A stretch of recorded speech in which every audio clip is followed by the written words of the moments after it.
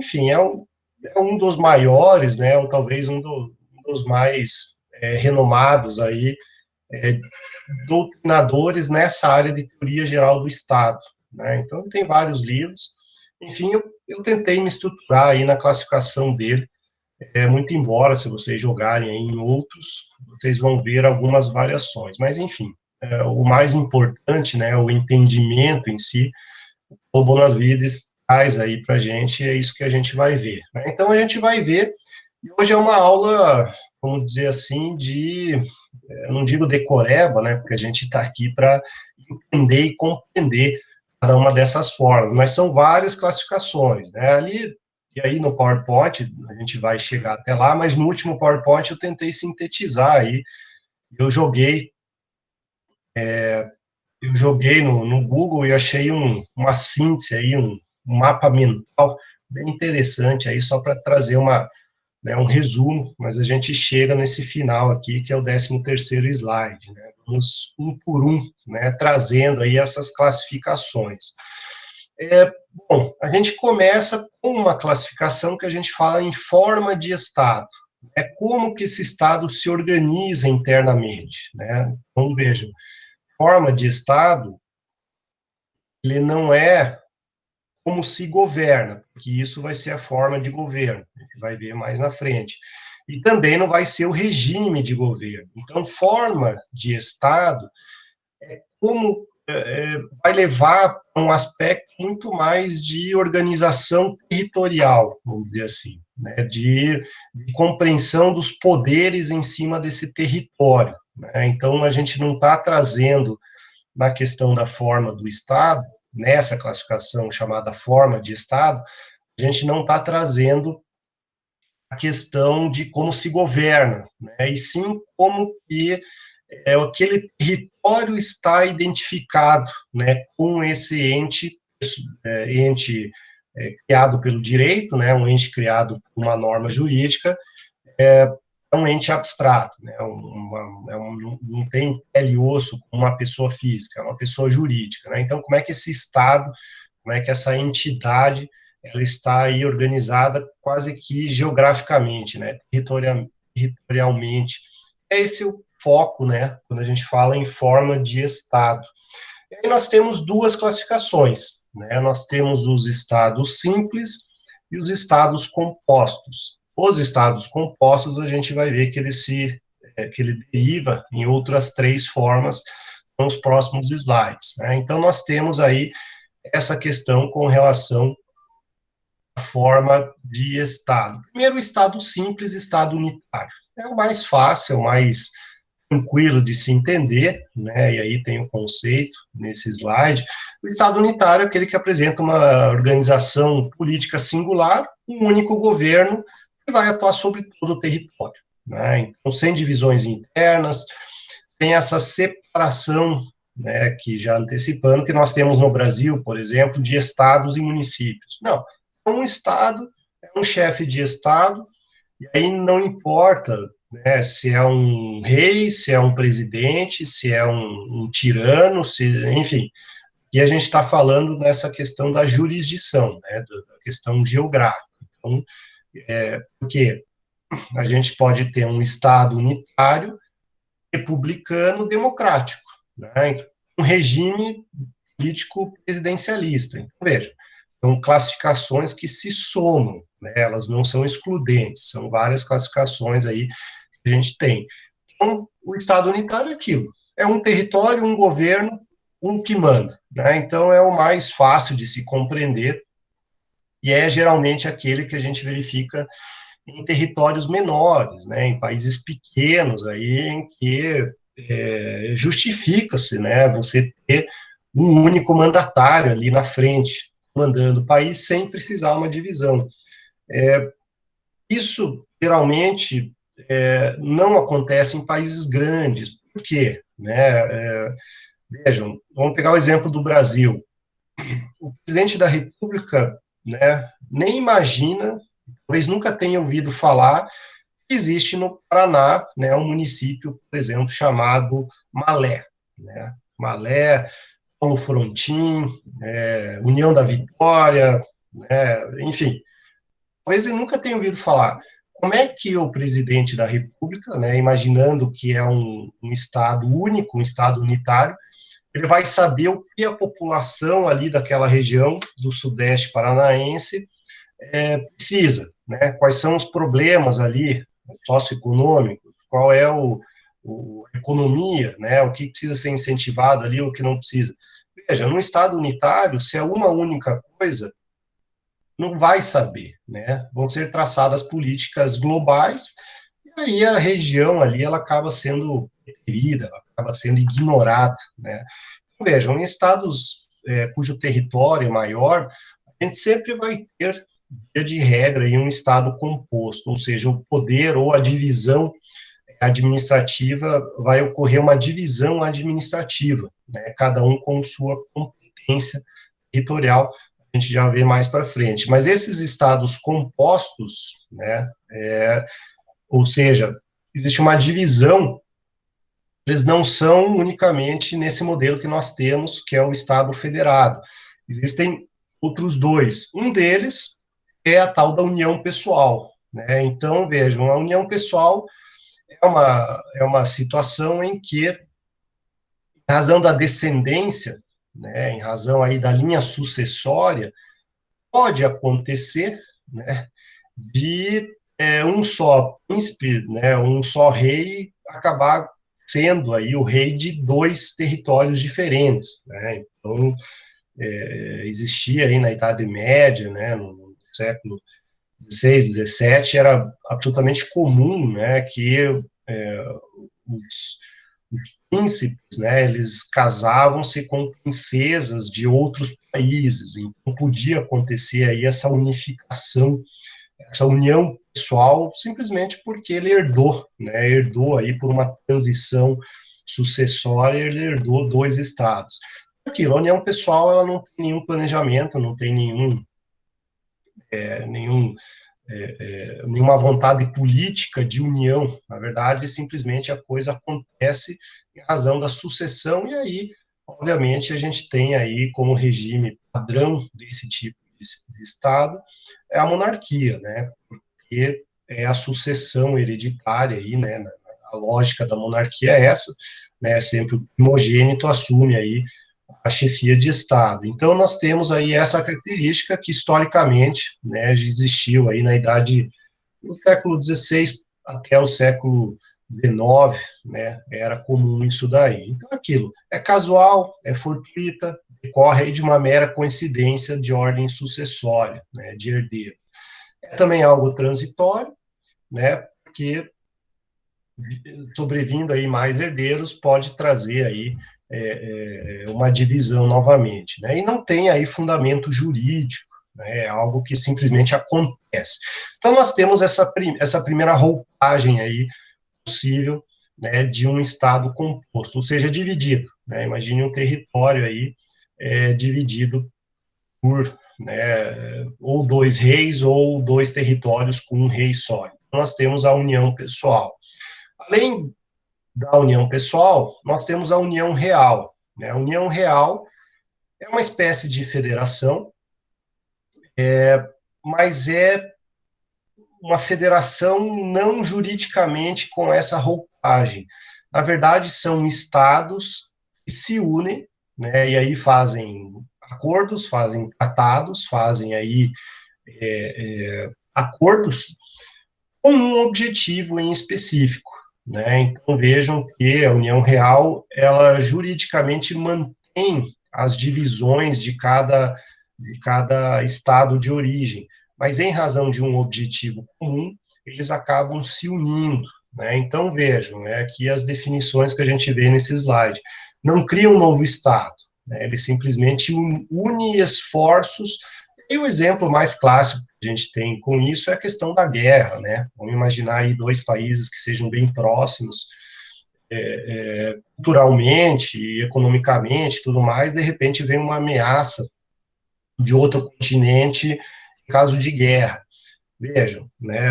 Cada país ali isoladamente talvez não consiga ter um poder militar frente a esse Estado. O que é possível fazer? A união real, né? Esses estados aí, Eles se unem, fazem um acordo com um objetivo comum, né, repelir essa ameaça externa. Então, vejam, não criam um novo Estado, eles mantêm a soberania, né, então, o que acontece é aquilo, né, existe uma comunhão de interesses, né, então pode ser algo permanente, pode ser algo transitório, né, pode se dissolver tão logo cessada essa ameaça, criam seus exércitos comuns, né, pode-se adotar uma mesma política externa.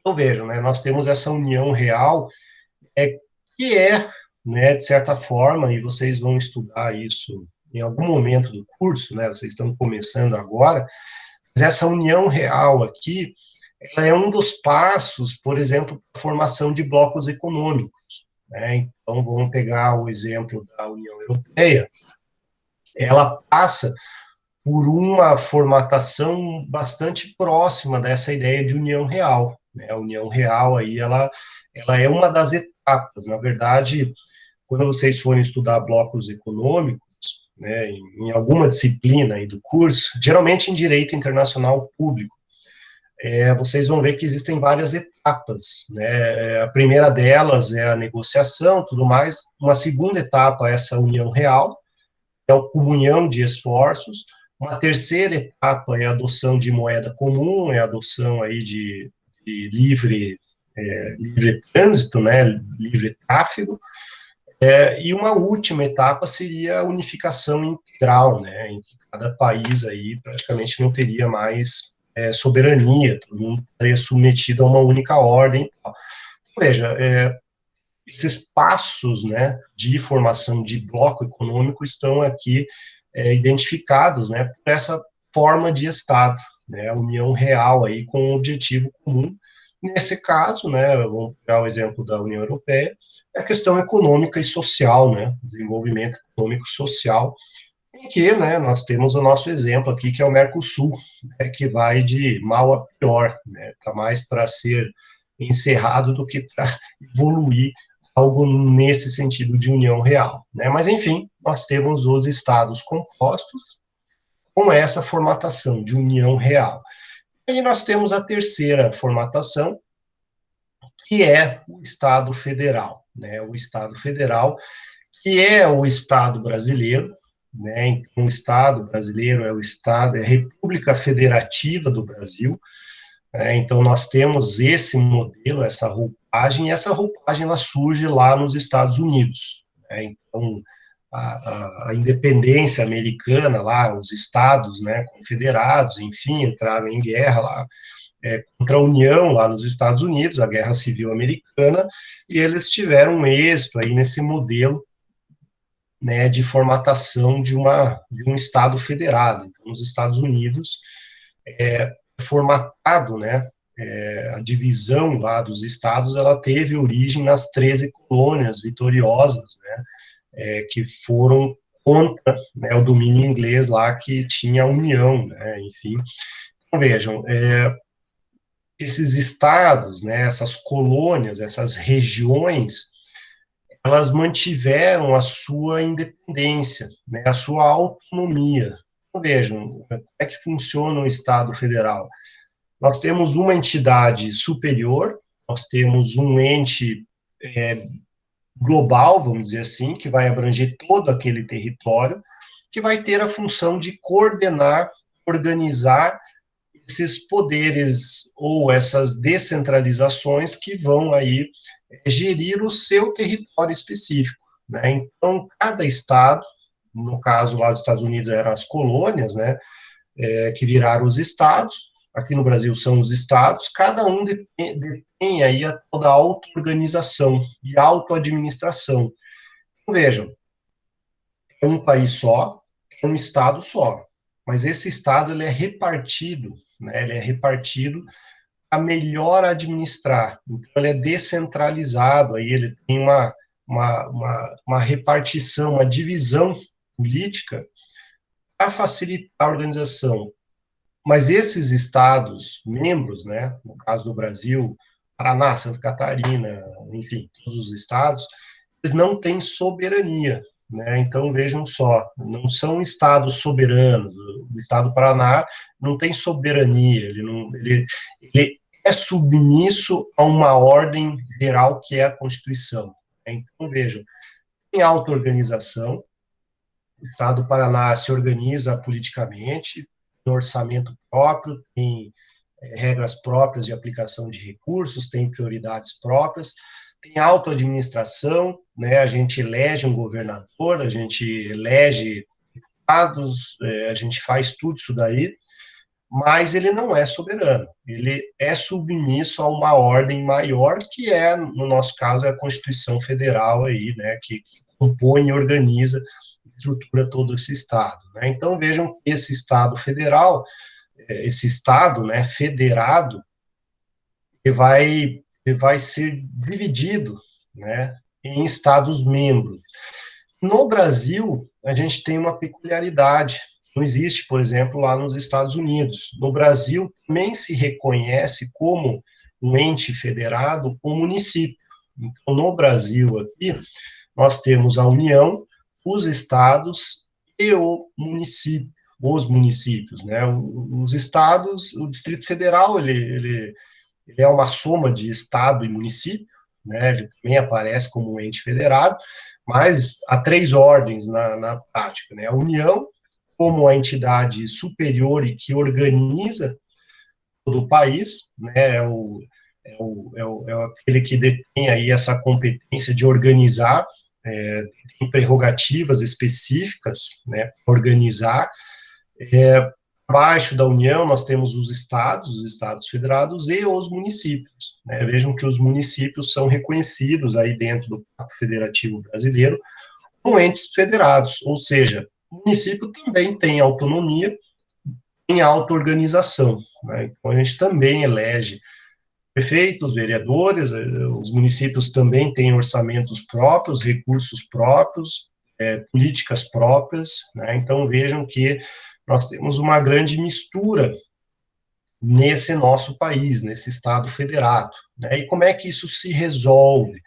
Isso a gente vai estudar no semestre que vem, né? Mas cada um tem competências específicas, né? Então, vocês vão, e quem já quiser se antecipar e dar uma lida, mas enfim, lá na Constituição, no artigo 21 até o artigo 30, mais ou menos, vai ter o que pode cada um, né? O que cada um é competente aí de atuar. Por quê?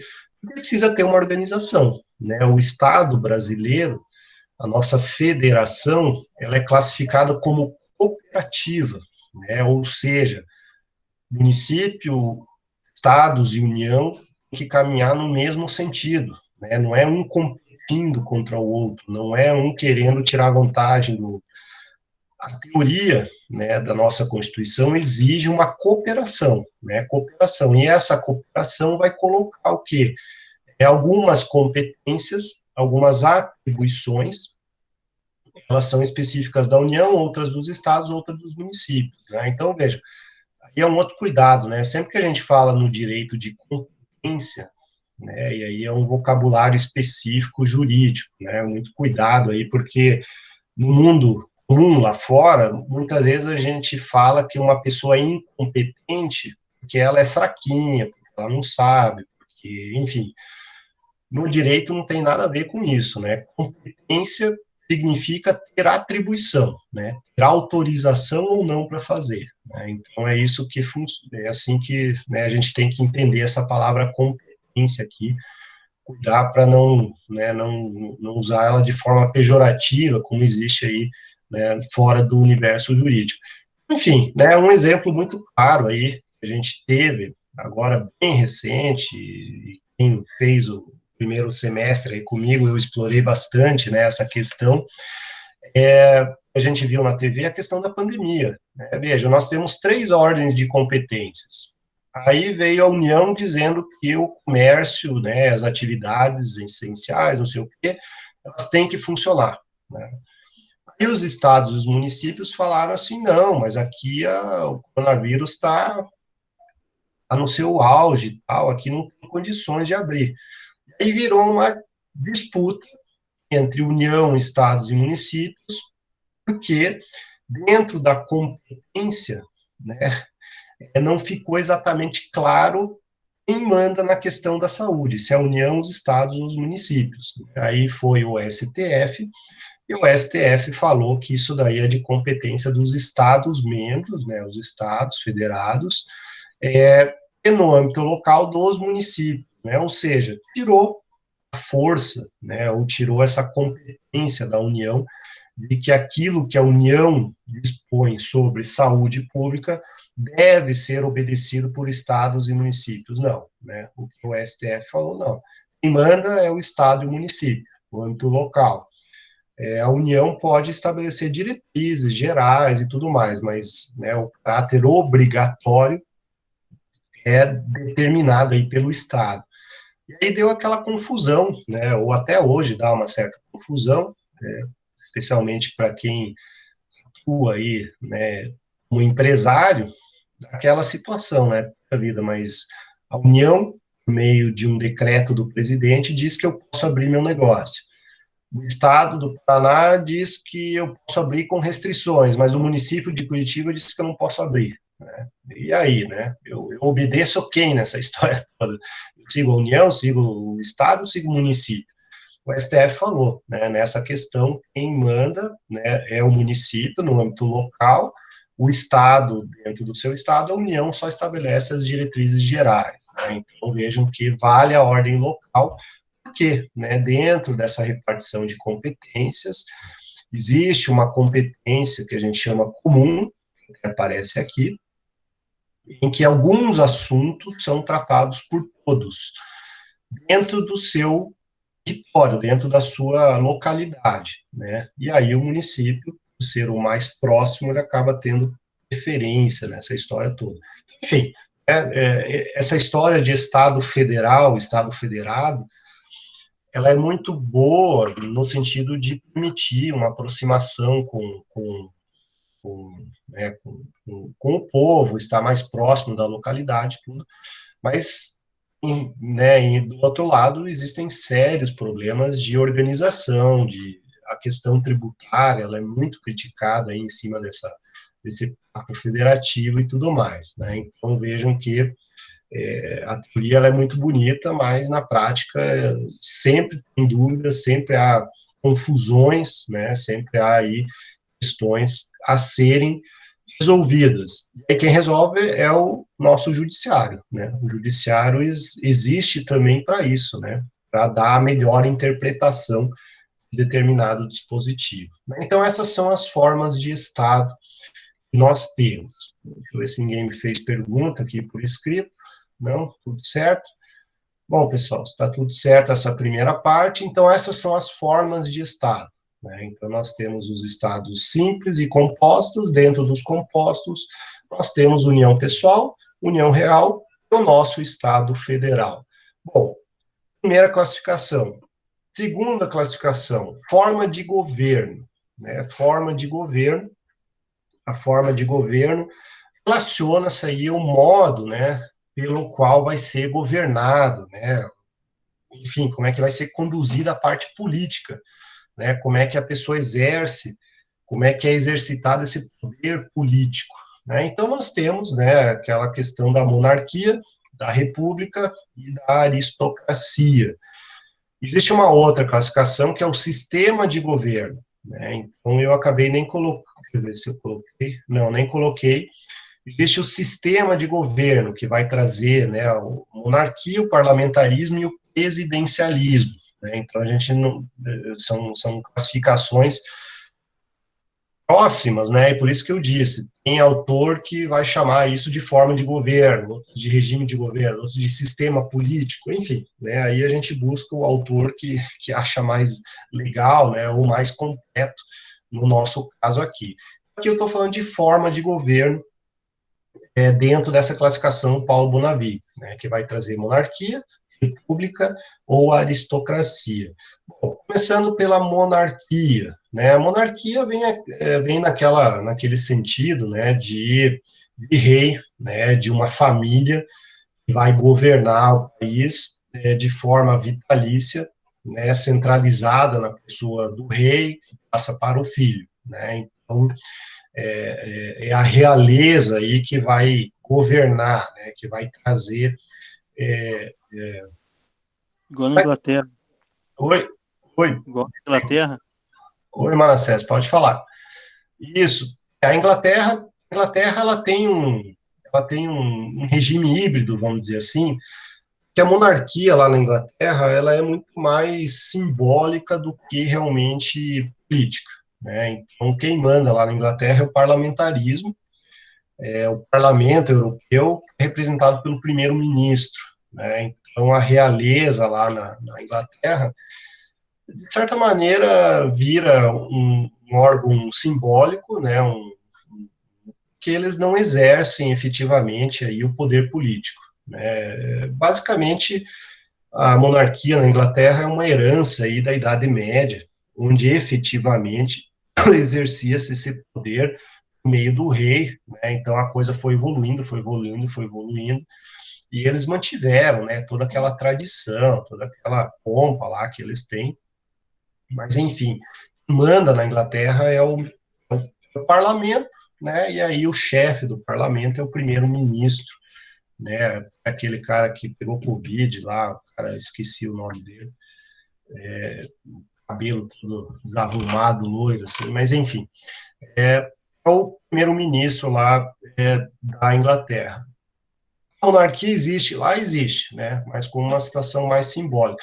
Essa monarquia aqui que a gente está falando, que realmente conduz o poder político, foi absolutamente normal no século XVIII, XIX, né, nós tivemos aí, inclusive, a questão de Portugal, né, Portugal, aí, Brasil colônia, era o Brasil, né, governado pelo um imperador, né? E nós tínhamos lá a monarquia, né? Dom Pedro I, Dom Pedro II e tudo mais, né? Então, até que houve a proclamação da República, né? Em que houve, né, a mudança desse regime para a República. Nós tivemos, inclusive, lá em 1889, uma nova Constituição, que é a Constituição Republicana, né? Em 1891, a Constituição Republicana. Veja, a monarquia é aquele período, né, que nos antecedeu aí de império, né, de um governante que recebe aquele poder político e é ele que manda, é a pessoa. Na Idade Média tinha muito questão de democracia, né, era Deus que colocava essa pessoa na frente do Estado, ele que mandava o Estado era representado pela pessoa do rei, né? Então era uma realeza aí absoluta. Mas enfim, essa forma de governo aí muitas vezes, né, acontecia aí pela intimidação, né, por uma simples questão aí de força, né? Enfim, nós temos aí essa primeira variante dessa forma de governo, a monarquia. Essa monarquia, no caso do Brasil, evoluiu para a república. E a república é o que nós temos na grande maioria aí do mundo ocidental, no sentido de, né, o próprio nome traz, coisa pública, res pública, aquilo que pertence ao povo, né? Então, do ponto de vista aí do próprio nome, né, tudo que existe, esse conjunto de, de, de bens, né, o Estado, ele é algo que advém do povo, né? Então, o poder vem do povo. Inclusive, a República ela é quase que íncita, né? Quase que automaticamente relacionada à democracia, que a gente vai ver na sequência, como regime,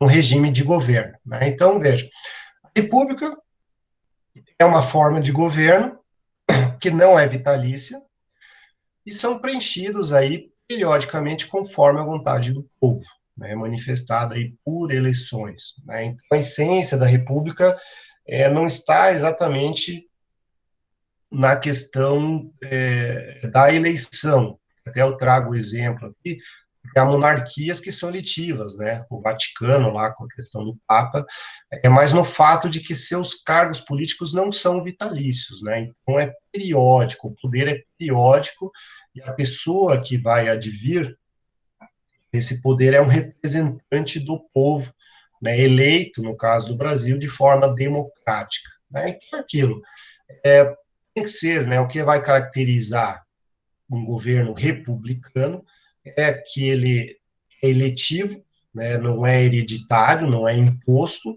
eletivo no sentido de ser escolhido. Existem alguns instrumentos para serem escolhidos. No nosso caso, o nosso instrumento é o voto. Né? Então, mas podem ser escolhidos de outra maneira, né? Pode ser um colégio eleitoral, pode pegar aí exemplos históricos, né, de que pode ser escolhido por, né, um conselho de anciões, enfim, né, tem várias maneiras de ser eleito. No nosso caso, no nosso mundo aí atual, é sempre o voto, mas existem outros meios. E aí a temporariedade, né, então é sempre periódico. Então a república, né, veja, o nome oficial do Brasil é República Federativa do Brasil, né, a gente vive num Estado democrático de direito, né, então são os nomes aí que a Constituição põe, são garantias, né, são garantias aí que são colocadas na nossa Constituição, inclusive com tons, né, e força, isso vocês vão ver no próximo semestre, essas características elas não podem ser mudadas no Estado brasileiro. Né? Então a gente pega aqui, por exemplo, a temporariedade do chefe do executivo. Vejam só, vamos supor que, né, o nosso amigo Bolsonaro, ele gosta de ser presidente, né, ele resolve, puxa vida, gostei dessa brincadeira.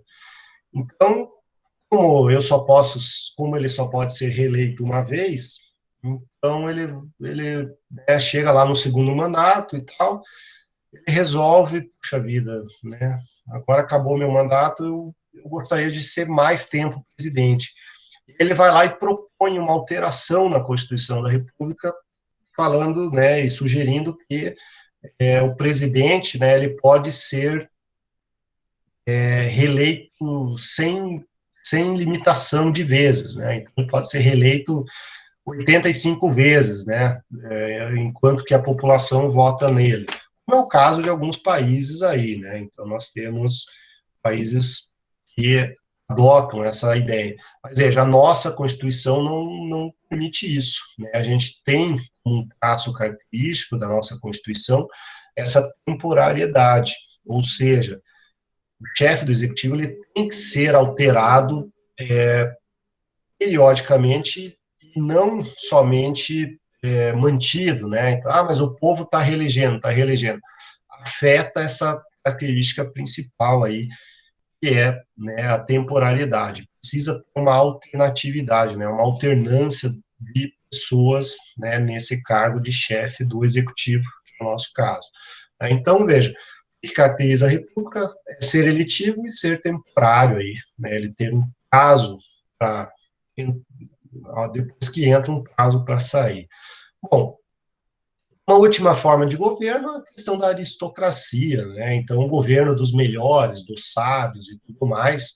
Então, essa aristocracia vem lá do Estado grego e tudo mais, em que, né, um determinado conselho ou um grupo, né, dos mais velhos, enfim, isso é próprio lá né, do sistema de Estado da Grécia Antiga. Né? Então, Aristóteles trouxe essa ideia da aristocracia, que, de uma certa maneira, ela se irradiou mundo afora, em algumas situações, né?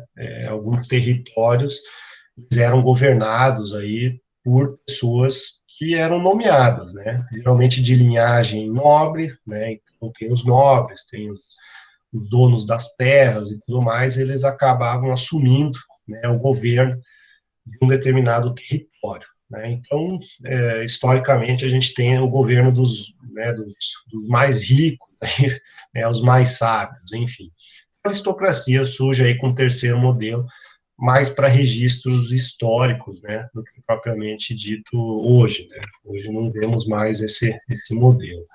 Bom, com essa classificação de forma de governar, né? E aí a gente tem uma terceira classificação que eu trago aqui para vocês hoje, é o regime de governo, né? Como conduzir esse governo. né? Então, nós temos aí sim, a presença da democracia, né? Então, nós temos o regime democrático aí, como sendo, né, esse modo aí de conduzir. O outro modo, deixa eu ver se eu coloquei no slide aqui, ele nem aparece, é o modo tirânico, né, o modo tirania pela força, né? Então, nós temos a democracia em contraposição aí, com esse modo da força. Então, a democracia,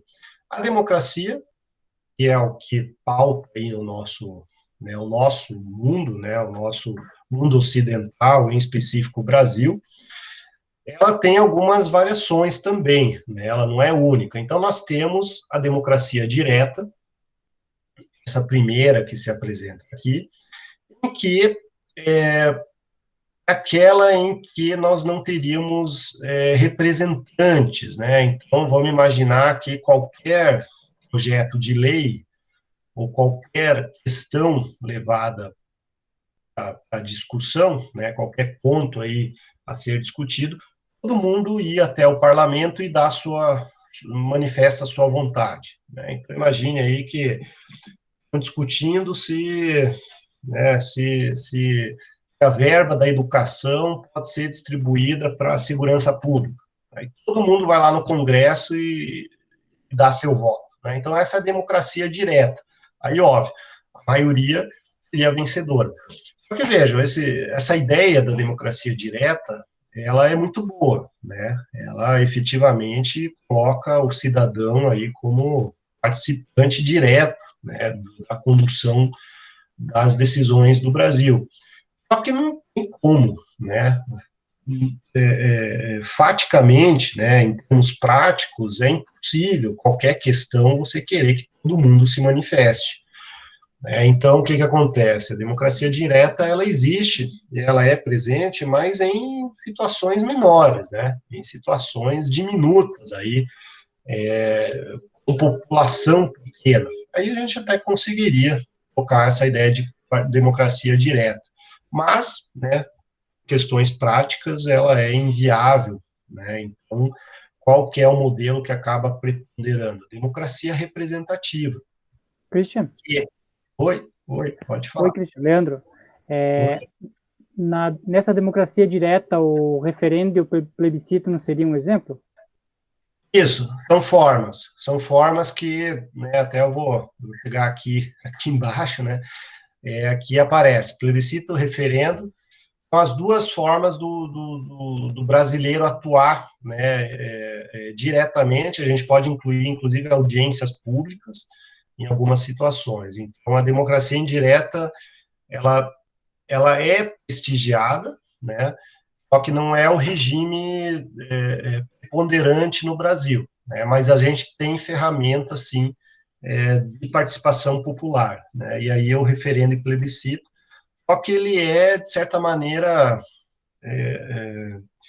não digo que é facultativo, né, mas ele acaba sendo somente para situações excepcionais, né, não é para o dia a dia, não é para situações comuns.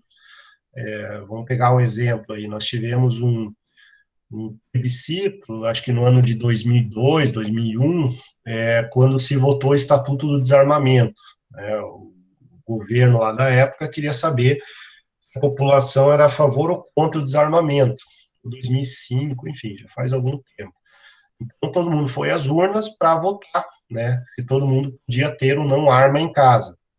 Votou-se a não poder, né, para não poder, ou seja, ter esse regime bem restrito que nós temos hoje.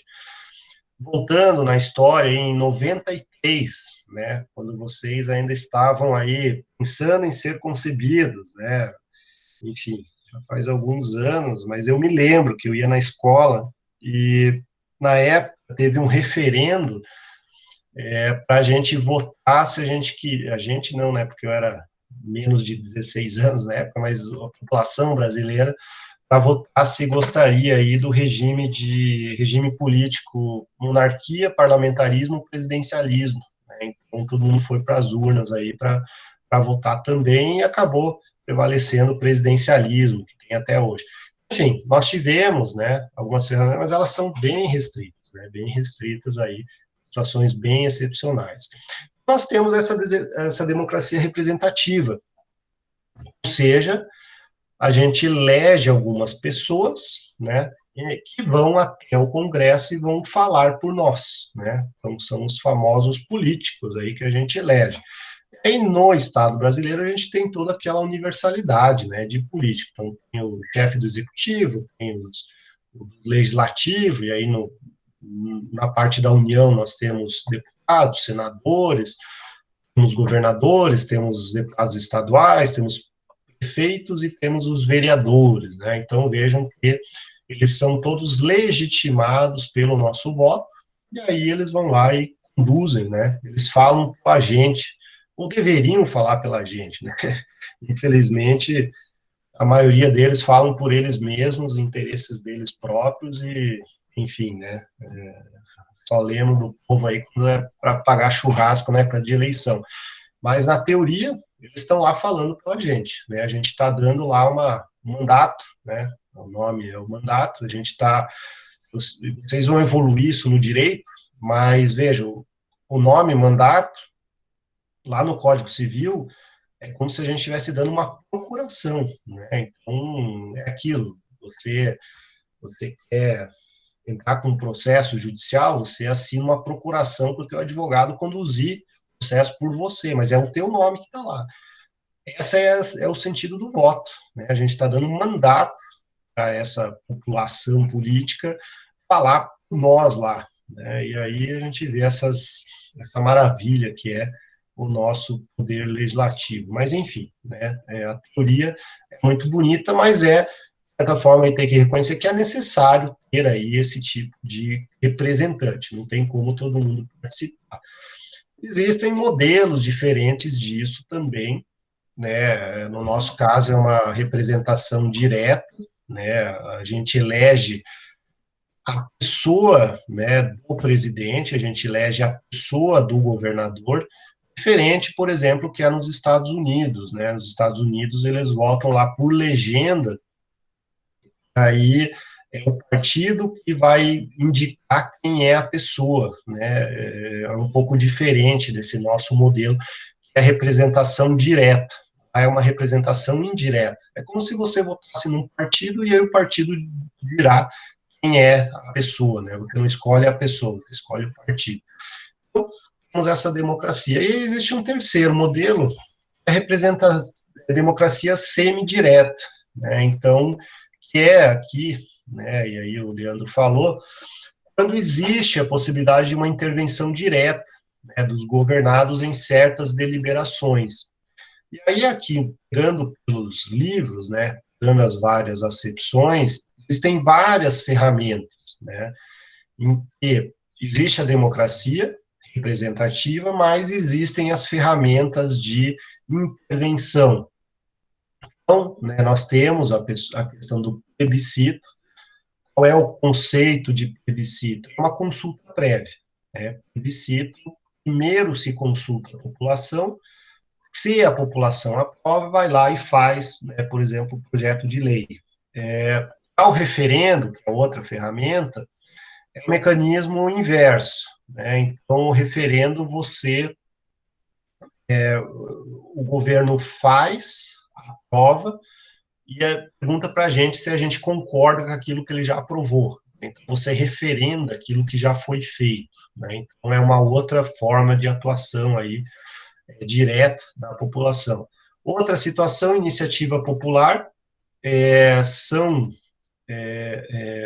propostas, né, de leis, e nós temos no Brasil isso também. Aliás, no Brasil, nós temos esses três primeiros itens aqui, né, as três primeiras possibilidades. Então, plebiscito, vou dar uma corzinha aqui para ficar bonito para vocês. Então, esses três primeiros aqui, eles existem, né, são instrumentos colocados aí como forma de atuação no Brasil. A iniciativa popular são projetos de lei que são colocados em razão de assinaturas, né, de indicações da população. Então, nós temos aí no Brasil, né, e aí vamos pegar um exemplo bastante importante de lei que teve origem nesse instrumento, a lei da ficha limpa, né? Então, aquela história de que político que tem condenação em segunda instância não pode ser candidato, veio e é uma lei, mas a origem dessa lei é um projeto de lei popular, né? É uma iniciativa popular. Existe uma série de requisitos, né? Você tem que ter aí pelo menos 1% do eleitorado brasileiro, tem que ter distribuído em pelo menos 5 estados, em cada estado tem que ter lá pelo menos 0,30%, né, de votos, enfim. Mas esse projeto de lei vai ser aprovado no Congresso, votado e aprovado, então não é porque a população, vamos pegar um outro exemplo mais atual, o Ministério Público, né, principalmente aqui do Paraná, ele encabeça aí um projeto de lei que são as 10 medidas contra a corrupção. E aí, inclusive, eles passaram, acho que pelo União Andrade, se eu não me engano, alguns anos atrás, fizeram uma palestra apresentando essas 10 medidas contra a corrupção, e, ao longo da palestra, eles circularam um livro, né, um livro para todo mundo que concorda com aquelas ideias, assinar aquele livro. O que é isso? Eles estavam angariando as assinaturas necessárias para levar esse projeto de lei para o Congresso Nacional, né? Então, vejam que nós temos essa possibilidade aí de criar leis. Porque a gente sugere o texto de lei, mas quem vai dizer se isso vira lei ou não é o Congresso Nacional, né? A gente não tem essa força, vamos dizer assim, de criar a lei. A gente tem a força de sugerir um projeto de lei para ser aprovado ou não lá no Congresso. Bom, e aí nós temos outras situações que não existem no Brasil, né? Isso aqui é para fins de contexto doutrinário aqui que pode existir no mundo. O veto popular, né? Então, imagine que o Congresso aprova uma lei, uma medida governamental, e aí ele leva isso para a população vetar ou não, né? Rejeitar ou não, né? Então, esse veto popular pode surgir também. Do recall, né? O recall é um termo em inglês que significa chamar de volta, né? Então a gente tem aí muito comum veículos, né, com defeito, aí eles pedem o recall, né? Trazem o veículo de novo para a concessionária para trocar uma peça com defeito. É mais ou menos o sentido, né? Então é revogar, reparar, anular, permitir que os eleitores possam destituir, por exemplo, um presidente da República, né? Vamos imaginar aí que a gente elege, né, um presidente. O presidente é muito ruim, é muito fraco, está indo contra tudo aquilo que todo mundo gosta e tudo mais. E aí, né, caso existisse esse instrumento, poderia pedir o recall, né? Aí todo mundo vai às urnas dizendo se quer que ele continue ou não, né? Tire logo esse cara porque ele é muito ruim, né? Então, é mais ou menos essa ideia do recall. O Brasil não tem isso daqui, né? Não tem isso daqui, não tem o veto popular também, né? Então, são instrumentos que existem mundo afora, mas no Brasil não, né? O recall é um deles, não existe. Então, quem não gosta do presidente não tem esperança, porque isso não acontece, né? No Brasil não tem como tirar fora ou não, né? Vai ter que aguentar aí os 4 anos, querendo ou não, ou aí via do impeachment aí, que está virando modinha, mas enfim.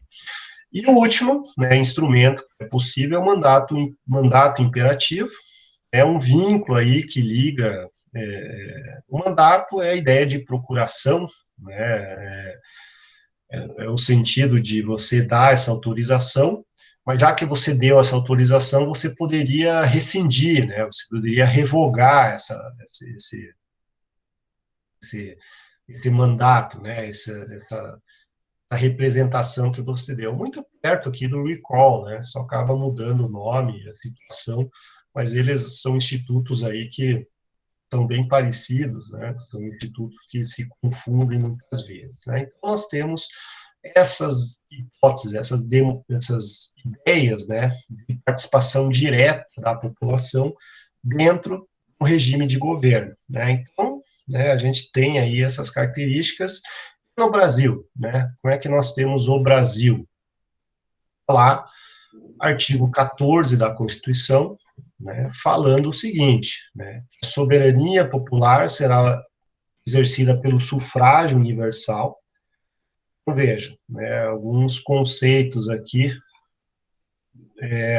sufrágio universal. O que é esse universal?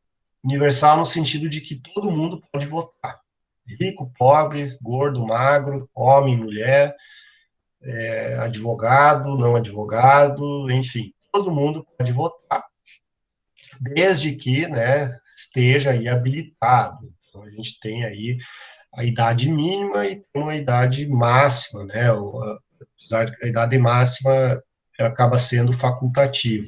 Mas, enfim, sufrágio é um instrumento de escolha, né, então sufrágio significa que existe a possibilidade de escolher por meio de algum método, né, por meio de algum meio. Esse meio é o voto, né? Então, até o próximo slide eu falo isso melhor. Então, o nosso sufrágio vale para todos, todos participam, por meio do quê? Do voto. O voto, todo mundo já votou, né? Então todo mundo sabe como é. O voto, você vai lá, mas esse voto ele é direto. Direto em qual sentido? Direto naquele sentido que eu falei agora há pouco, e a gente escolhe diretamente a pessoa, né? Então, a gente escolhe lá o presidente, a gente escolhe o deputado, o senador, o governador, a gente vota diretamente na pessoa. Não é o voto indireto, que seria o voto de legenda, é o voto direto e secreto, ou seja, confidencial. Confidencial, você, óbvio, né? Você, se você quiser sair divulgando quem você votou, você divulga, não tem problema nenhum. Mas ele só pode ser feito por sua livre manifestação de vontade, né? O voto é secreto, ninguém pode saber em quem você votou. Valor igual para todo mundo, cada um tem um voto, né? Então, se você é multimilionário, se você não tem nada, o voto vale igual de peso para cada um, né? Então, nós temos aí o sufrágio universal, voto direto e secreto, né? E aí nós temos também as três hipóteses de participação direta. Plebiscito, referendo e iniciativa popular, né? Então, nós temos aí as três situações. O que existe também, tem virado aí bastante comum, são as audiências públicas, né? Elas não estão previstas na Constituição de 88, são instrumentos mais recentes, mas nós temos aí audiências públicas, né? Então, alguns temas, né, eles são discutidos e eles ganham uma repercussão muito grande, né? Então, por exemplo, a questão do aborto, né, questão aí, isso surge muito até no Poder Judiciário. Alguns anos atrás se discutiu da criança anencéfala, né, o feto anencéfalo, se poderia ou não abortar. E aí, enfim, é uma questão extremamente técnica, né? Então, o que acontece? Se levou aí para as audiências públicas, para saber o que o povo acha, o que as entidades acham, o que os conselhos médicos acham. Enfim, nós temos já outros mecanismos, mas o que está na Constituição são essas três hipóteses, que a gente falou no slide anterior, e só um complemento, né? Parágrafo 1º. Aliás, não se preocupem em vocês irem tendo, vocês vão pegando meio que por osmose, como é que se lê artigo de lei, né? Essa estrutura. Assim, sempre ela tem essa lógica, né? Artigo, né, 14, aí vem esse símbolo aqui, né? O nome do símbolo eu nem sei exatamente, mas é o símbolo de parágrafo.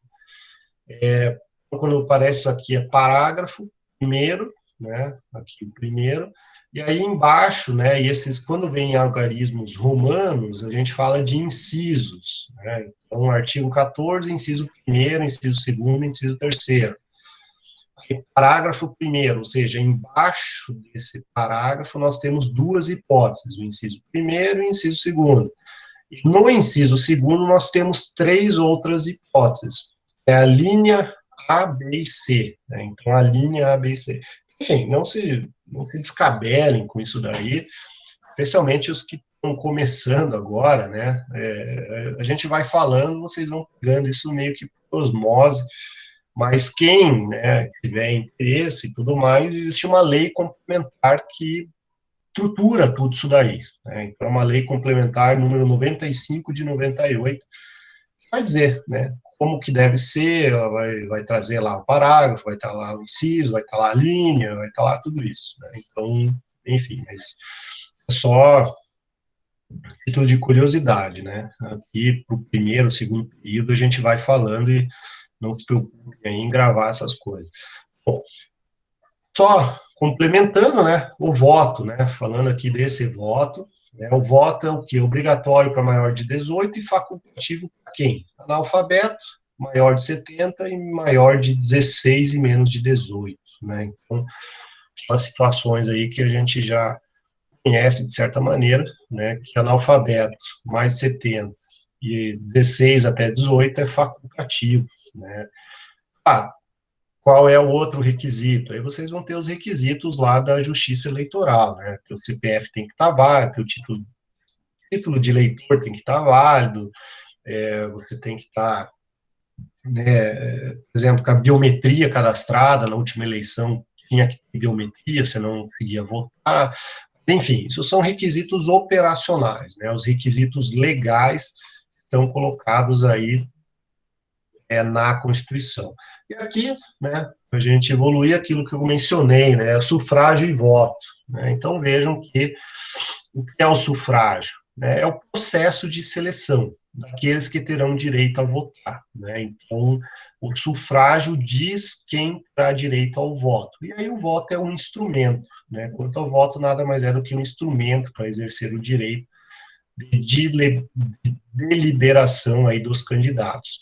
E aquilo que eu já falei também, né, o voto direto, quando a gente elege diretamente o representante, e o indireto, aquele que a gente elege por meio de delegados, né, intermediários, que eles farão a escolha aí do nome, né, da pessoa em concreto. Então, só um slide aí para ficar registrado aquilo que a gente estava falando. Bom, dentre todas essas classificações, né, eu coloquei aqui um quadro que ele vai resumir o que é o Brasil, o Estado brasileiro, né? Então, o Brasil é o quê? É uma federação, uma forma de Estado federativa, dividida entre quem? Né, os entes federativos, União, Estados, Distrito Federal e municípios. Né? Qual é a nossa forma de governo? Republicana, que é eletiva e temporária.